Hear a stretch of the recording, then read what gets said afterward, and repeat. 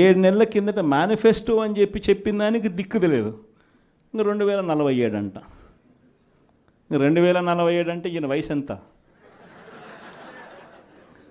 ఈయన వయసు ఇప్పుడే 80 దగ్గర. ఇంకా 2047 ఎవడు ఉంటాడు, ఎవడు పోతాడు? 2047 అని చెప్పి ఒక విజన్ అంట, ఒక డాక్యుమెంట్ అంట. నిజంగా నాకు ఆశ్చర్యం అనిపిస్తుంది. అసలు విజన్ అంటే ఏమిటి? విజన్ అంటే ఏమిటి? నిజంగా మనిషి అభివృద్ధి బాటలో అభివృద్ధి బాటలోకి మనిషిని తీసుకొని పోవాలి అని అంటే ఆ అభివృద్ధి బాట ఏమిటి అని చెప్పేది విజన్ డాక్యుమెంట్. నిజంగా ఒక మనిషిని 20 ఏళ్ళ తర్వాత ప్రపంచం ఎలా ఉంటుంది, ఆ 20 ఏళ్ళల్లో తర్వాత ఈరోజు చిన్నపిల్లాడిగా ఉన్న పిల్లాడు 20 ఏళ్ళ తర్వాత ఆ పిల్లాడు ఎలా ఉంటాడు, ఆ పిల్లోని భవిష్యత్తు ఏమిటి, ఆ పిల్లోని కోసం మనం ఈరోజు వేసే అడుగులు కరెక్ట్గా వేస్తూ ఉన్నామా లేదా అన్నది విజన్. ఆ విజన్లో భాగంగా ఆ రోజు వైఎస్ఆర్సీపీ ప్రభుత్వంగా మనం వేసాం అడుగులు. గర్వంగా చెప్పచ్చు. రాష్ట్రంలో ఎవరు ఊహించని విధంగా, దేశంలో ఎప్పుడు జరగని విధంగా మొట్టమొదటిసారిగా గవర్నమెంట్ బడులన్నీ ఇంగ్లీష్ మీడియం కింద మార్చిన చరిత్ర ఎప్పుడైనా ఉంది అని అంటే అది వైఎస్ఆర్సీపీ ప్రభుత్వం.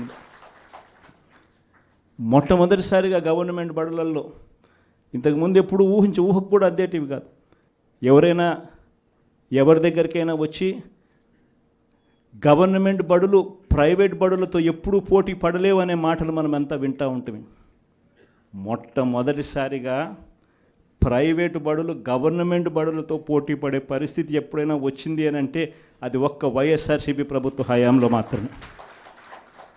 మొట్టమొదటిసారిగా బడులల్లో నాడు నేడు కార్యక్రమంతో బడులు రూపురేఖలు మారాయి.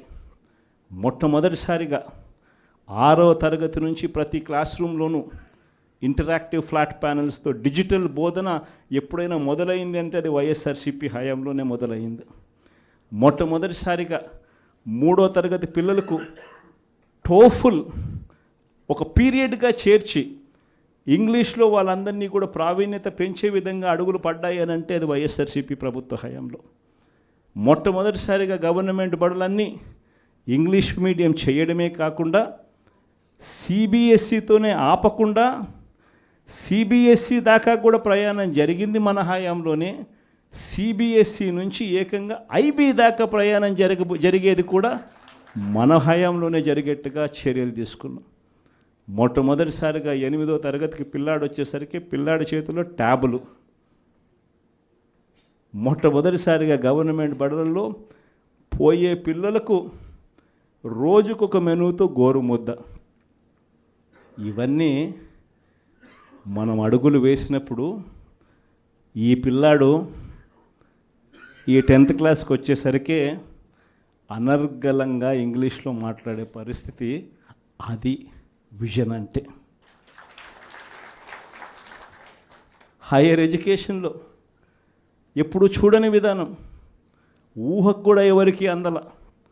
మన డిగ్రీలు చదువుకుంటే ఉద్యోగాలు రావు, మన డిగ్రీలను ఇంకా బెటర్గా చేయాలి అని తలంచుతో మొట్టమొదటిసారిగా ఎడెక్స్ అనే సంస్థను తీసుకొని వచ్చి మొట్టమొదటిసారిగా ఆన్లైన్ వర్టికల్స్ తీసుకొని వచ్చి మొట్టమొదటిసారిగా ఆ వర్టికల్స్కు సర్టిఫైడ్ చేసినాం. అంటే మన డిగ్రీ చదువుతా ఉన్న పిల్లాడు ఆయనకు నచ్చిన కొన్ని కోర్సులు స్టాన్ఫర్డ్, హార్వర్డ్, ఎల్ఎస్సి, ఎంఐటి వంటి పెద్ద పెద్ద యూనివర్సిటీలు, విదేశీ యూనివర్సిటీల దగ్గర నుంచి వాళ్ళు కోర్సులు ఆఫర్ చేస్తారు ఆన్లైన్లో.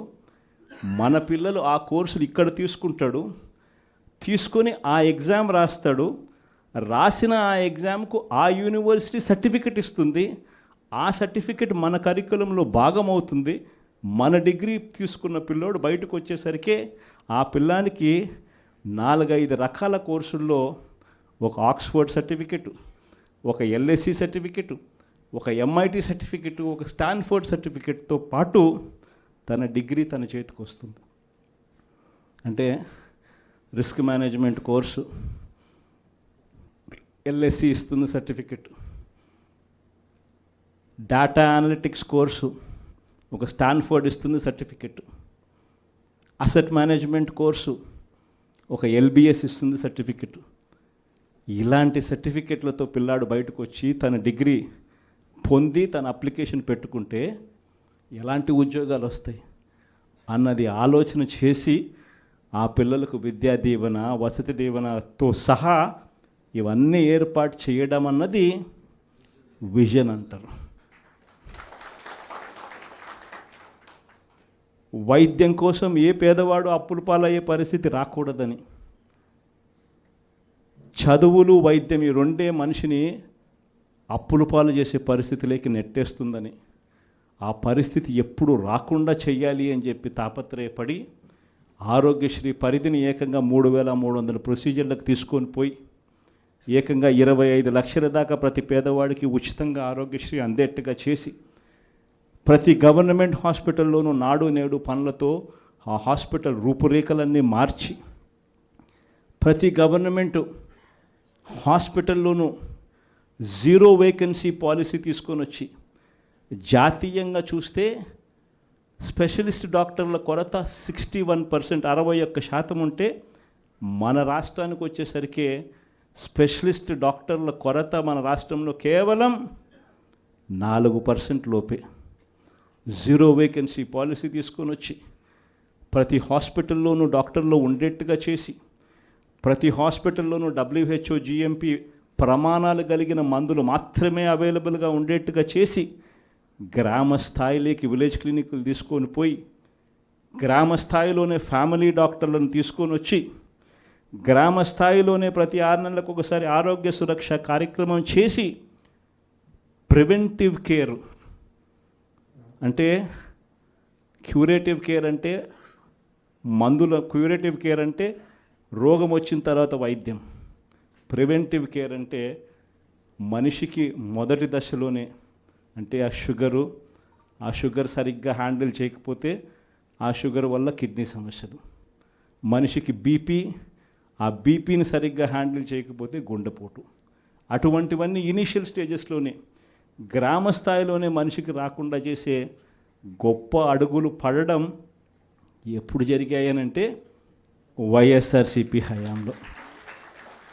ఇది విజన్. రైతుకి ఇబ్బంది రాకుండా రైతుని చెయ్యి పట్టుకొని నడిపించే పరిస్థితి ఉండాలని ఒక అగ్రికల్చరల్ గ్రాడ్యుయేట్ను ఆర్బీకే కేంద్రంగా అక్కడే కూర్చోబెట్టడం విజన్. ప్రతి ఎకరాను ఈ క్రాప్ చేయడం విజన్.